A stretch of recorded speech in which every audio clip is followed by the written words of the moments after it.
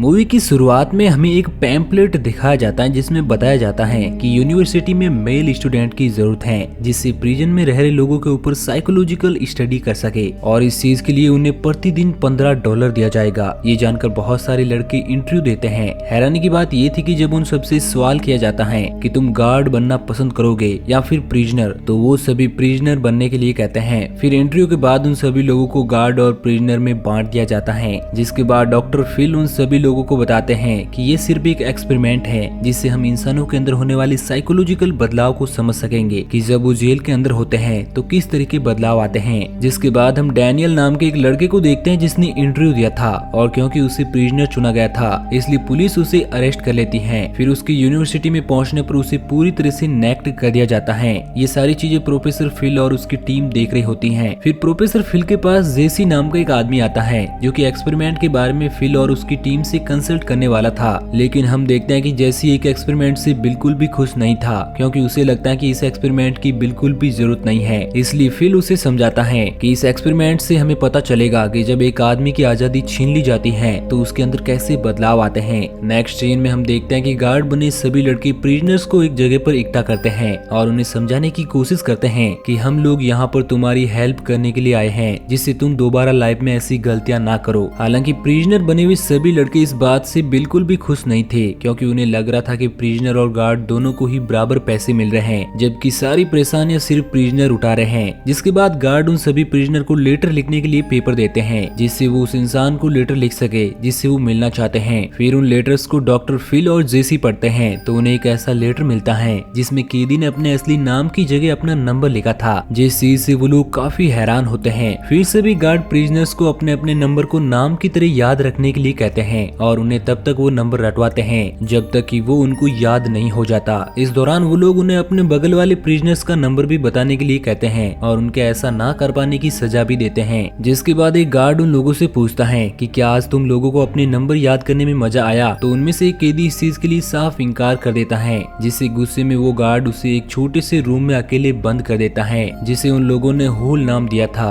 जहाँ पर बैठने की भी जगह नहीं थी। फिर रात में उस कैदी के उस रूम से निकालने के बाद एक गार्ड उससे बेड शीट बिछाने के लिए कहता है, लेकिन उसके बेड शीट बिछाने पर गार्ड उसे कहता है कि अभी भी तुम्हारी बेड शीट सही नहीं है और इस तरह से वो उसे एक ही बेड शीट को 12 बार बिछवाता है। इस दौरान हम देखते हैं कि उन गार्ड्स को ऐसा करने में बहुत मजा आ रहा था। फिर वो लोग सभी प्रिजनर्स को रात में ही जगा कर उनसे एक्सरसाइज करवाते हैं, इसलिए एक कैदी गार्ड को भला बुरा बोल देता है जिससे गुस्से में वो गार्ड उसे भी एक होल में बंद कर देता है। जिसके बाद वो गार्ड वापस से उस कैदी के पास पहुंचता है जिसे उसने पिछले दिन होल में बंद किया था। हालांकि उस कैदी ने अपनी बेड शीट बहुत ही अच्छे से बिछाई थी, लेकिन इसके बावजूद वो गार्ड बेड शीट को पूरी तरह से खराब कर देता है और उसे वापस से बिछाने के लिए कहता है, जिससे वो कैदी गुस्से में उसका गला दबाने लगता है। इसलिए गार्ड उसके सर पर डंडे से अटैक करके उसे होल के अंदर बंद कर देता है। लेकिन इस चीज से उस कैदी को एहसास हो गया था कि अगर वो चाहे तो मिलकर गार्ड्स का सामना कर सकते हैं, इसलिए वो कैदियों को भी इस बारे में समझाने का फैसला करता है। अगले दिन खाने के बाद जब गार्ड सभी कैदियों को टेबल से उठने के लिए कहते हैं तो उनमें से एक ऐसा करने से साफ इनकार कर देता है और कहता है कि जब तक तुम लोग मेरा चश्मा वापस नहीं करोगे मैं यहाँ से नहीं उठूंगा। इसलिए गुस्से में गार्ड उसे जबरदस्ती पकड़कर होल में बंद कर देते हैं। ये देखकर उन पर नजर रख रहे फिल के टीम मेंबर्स फिल को इस बारे में बताते हैं, लेकिन फिल कहता है कि वो लोग आपस में निपट लेंगे। फिर अगले दिन जब गार्ड अंदर पहुंचते हैं तो देखते हैं कि कुछ प्रिजनर्स ने अपने नंबर निकाल दिए हैं और खुद को रूम में बंद कर लिया है। हालांकि गार्ड्स मिलकर दरवाजा खोलने की कोशिश करते हैं लेकिन वो इस चीज में नाकाम हो जाते हैं, इसलिए वो वापस से फिल के पास पहुंचते हैं और उसे इस बारे में बताते हैं। तो वो कहता है कि ये तुम्हारी जिम्मेदारी है कि तुम कैदियों को अपने कंट्रोल में रखो, अभी वो मिलकर तुम्हारा सामना कर रहे हैं इसलिए तुम उन्हें अलग कर दो। जिसके बाद वो लोग वापस से कैदियों के पास पहुंचते हैं और एक एक करके हर रूम में बंद कैदियों से बेड शीट ले लेते हैं। ये देखकर दूसरे सेल के कैदी खुद अपनी बेड शीट दे देते हैं। फिर हम देखते हैं कि गार्ड पहले सेल के एक कैदी को बांधने के लिए दूसरे सेल के कैदी से हेल्प लेते हैं, जिसके बदले में गार्ड्स दूसरे सेल के कैदियों को अच्छा खाना देते हैं और उनमें से अपना चश्मा मांग रहे कैदी का चश्मा भी वापस कर देते हैं। अगले दिन दो कैदी जेल का दरवाजा तोड़कर वहां से भागने की कोशिश करते हैं लेकिन उन्हें पकड़ लिया जाता है, जिसकी वजह से उन दोनों को पूरी तरह से नेक्ट करके उनमें से एक को होल में और दूसरे को अकेले ही रूम में डाल दिया जाता है। जिसके बाद गार्ड उन कैदियों के पास पहुंचते हैं जिन्होंने खुद को लॉक कर रखा था। इस दौरान गार्ड धोखे से उनके सेल में गैस डालकर दरवाजे को खोलने में कामयाब हो जाते हैं। तभी होल में मौजूद कैदी बुरी तरह तरह से रोने लगता है और कहता है कि मेरी हालत बहुत ही ज्यादा खराब हो रही है। हालांकि कोई भी उसकी बात नहीं सुनता है, लेकिन जब ये चीज डॉक्टर फिल देखता है तो वो उसे अपने पास बुलाता है और इस बारे में पूछता है। तो वो कैदी बताता है कि मेरी तबीयत ठीक नहीं है, इसलिए मुझे यहाँ से बाहर जाना है। लेकिन यह सुनकर जेसी कहता है कि तुम बिल्कुल भी बीमार नहीं हो बल्कि कमजोर हो। तब कैदी कहता है कि तुम्हें अंदाजा भी नहीं है कि नीचे कैसा महसूस होता है, जिस पर गुस्से में जेसी कहता है कि अब 17 साल की तुम मुझे बताओगे कि जेल में कैसा महसूस होता है। जिसके बाद कैदी फिल से कहता है कि मुझे गार्ड बहुत परेशान करते हैं। तो फिल कहता है कि तुम खुद ही उन्हें ऐसा करने पर मजबूर करते हो, अगर तुम उन्हें परेशान करना बंद कर दो तो मैं उन्हें ऐसा करने से मना कर दूंगा। जिसके बाद कैदी को वापस जेल में डाल दिया जाता है, जहाँ पर वो अपने साथियों को बताता है कि हम यहाँ पर सच में कैदी हैं और चाहकर भी यहाँ से बाहर नहीं निकल सकते जब तक कि हमारा कॉन्ट्रैक्ट खत्म नहीं होता। जिसके बाद वो बुरी तरह से चिल्लाने लगता है और कैमरे में चिल्लाते हुए कहता है कि मुझे यहाँ से बाहर निकलना है। जब फिल को ये सारी चीजें पता चलती हैं तो वो अपनी टीम पर बहुत गुस्सा होता है, क्योंकि उसकी वजह से बाकी कैदी भी भड़क सकते हैं। इसलिए फिल उस कैदी को जेल से हटाने का फैसला करता है और बाकी कैदियों को बताने के लिए कहता है कि उसे मैक्सिमम सिक्योरिटी में ट्रांसफर कर दिया गया है। लेकिन जब फिल का एक टीम मेंबर दूसरे सेल के कैदियों की आपस की बातें सुनता है तो पता चलता है कि उन लोगों को शक है कि ट्रांसफर किए गए कैदी को किसी सिक्योरिटी सेल में नहीं बल्कि घर भेज दिया गया है। जिसके बाद सभी कैदियों के रिलेटिव उनसे मिलने के लिए आते हैं, जो कि उनके अंदर हुए बदलाव को देखकर काफी हैरान थे। सभी रिलेटिव के जाने के बाद फिल खुद जेल के बाहर पहरा देने का फैसला करता है, क्योंकि उसे डर था कि सेल 2 के कैदी जरूर वहाँ से भागने की कोशिश करेंगे। नेक्स्ट सीन में हम देखते हैं कि रीजन में मौजूद एक कैदी इस बात से काफी परेशान होता है कि अब तक मैक्सिमम सिक्योरिटी सेल में भेजे गए कैदी को वापस क्यों नहीं लाया गया। हालांकि बाकी लोगों को लगता है कि वो घर चला गया है, लेकिन वो कैदी कहता है कि अगर ऐसा है तो वो हमारी हेल्प के लिए क्यों नहीं आया। तभी गार्ड वहाँ पर पहुँच जाते हैं, जो उन लोगों को खाना खाने के लिए बाहर बुलाते हैं। लेकिन वो कैदी बाहर जाने से इनकार कर देता है और डॉक्टर से मिलने के लिए कहता है, इसलिए वो लोग उसे वहीं पर बंद कर देते हैं, जिसे वो बुरी तरह से चिल्लाने लगता है। इसलिए उसे फिल के पास ले जाया जाता है, जहाँ पर उसे एक फादर मिलता है जो उससे पूछता है कि क्या तुमने यहाँ से निकलने के लिए अपने लॉयर से बात की। ये सुनकर वो बहुत ही ज्यादा हैरान होता है और कहता है कि ये एक एक्सपेरिमेंट है, यहाँ पर लॉयर का क्या काम। जिस पर फादर कहता है कि तुम एक जेल में हो, अगर तुम्हें यहाँ से निकलना है तो तुम्हें एक लॉयर की जरूरत पड़ेगी। ये सुनकर वो पूरी तरह से घबरा जाता है और कहता है कि मुझे डॉक्टर से बात करनी है, मुझे बिल्कुल भी अच्छा नहीं लग रहा। जिससे फिल कहता है कि हम तुम्हें अच्छा खाना देंगे और आराम करने के लिए तुम्हारा रूम साफ करवा देंगे, अगर इसके बाद भी तुम्हें डॉक्टर की जरूरत पड़ेगी तो हम जरूर कॉल करेंगे। फिर गार्ड सभी कैदियों को बार बार ये दोहराने के लिए कहते हैं कि उस कैदी ने बहुत ही बुरा काम किया है। ये सुनकर वो कैदी पूरी तरह से बौखला जाता है, जिससे फिल उसके पास पहुंचता है और पहली बार उसका नाम लेते हुए कहता है कि पीटर तुमने कोई भी बुरा काम नहीं किया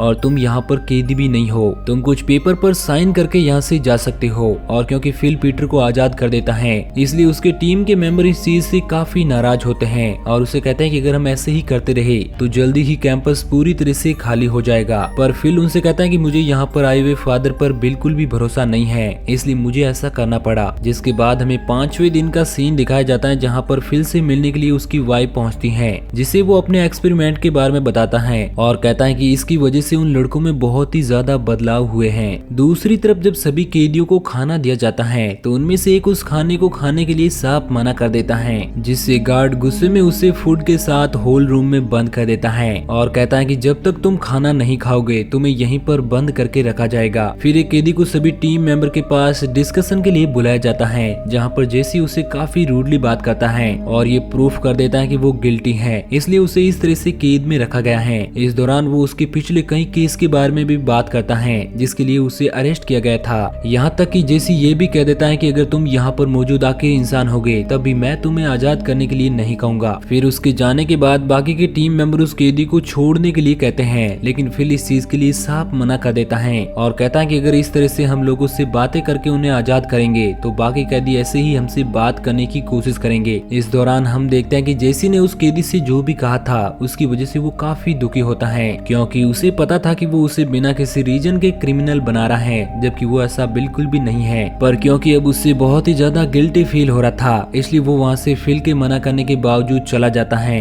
ये देखकर दूसरा टीम मेंबर माइक भी फिल से कहता है कि अब मुझे लगता है कि सब कुछ खत्म हो चुका है। दूसरी तरफ हम होल में बंद कैदी को देखते हैं जिसने अब तक वो खाना नहीं खाया था, इसलिए गार्ड उसके पास पहुंचते हैं और उससे पूछते हैं कि तुम्हारी प्रॉब्लम क्या है। तो वो कहता है कि मेरी प्रॉब्लम यहाँ पर मौजूद गार्ड और एक्सपेरिमेंट करने वाले लोग हैं जो इन इंसान को इंसान नहीं समझ रहे हैं। ये सुनकर गार्ड बहुत ज्यादा गुस्सा हो जाता है और उसे वापस से बंद कर देता है। इस दौरान जब फिल की वाइफ कैदियों की हालत देखती है तो वो बहुत ही ज्यादा गुस्सा हो जाती है। हालांकि फिल उसे समझाने की कोशिश करता है, जिन्होंने अपनी लाइफ में कोई भी क्राइम नहीं किया है, अब तुम्हें उन्हें आजाद कर देना चाहिए। ये सुनकर फिल कहता है कि क्या अब हमारे बीच सब कुछ खत्म हो चुका है। तो उसकी वाइफ उसकी बात का कोई भी जवाब दिए बिना वहाँ से चली जाती है। जिसके बाद हम यूनिवर्सिटी का सीन देखते हैं, जहाँ पर अब सारे कैदी वैसा ही कर रहे थे जैसा कि उन्हें गार्ड्स कहने के लिए कह रहे थे। उन लोगों ने अब भी खाना ना खाने वाले कैदी को होल में बंद करके रखा हुआ है, जिसे एक गार्ड दूसरे कैदी से गाली देने के लिए कहता है। लेकिन जब वो ऐसा करने से साफ इनकार कर देता है तो वो गार्ड कहता है कि यहाँ से कोई भी कैदी तब तक सोने के लिए नहीं जाएगा जब तक कि तुम उन सब के सामने खुद को गाली नहीं दोगे। हालांकि वो कैदी उस वर्ड को यूज नहीं करना चाहता था, लेकिन गार्ड उसे जबरदस्ती वो वर्ड बोलने पर मजबूर कर देता है और फिर कई सारे कैदियों को उसके ऊपर बिठाकर उससे पुशअप करने के लिए कहता है। लेकिन बहुत सारा वजन होने की वजह से वो ऐसा नहीं कर पाता, जिसके बाद गार्ड्स कैदियों के साथ बहुत ही बुरी तरीके से व्यवहार करते हैं। ये सारी चीजें देखकर फिल खुद को कंट्रोल नहीं कर पाता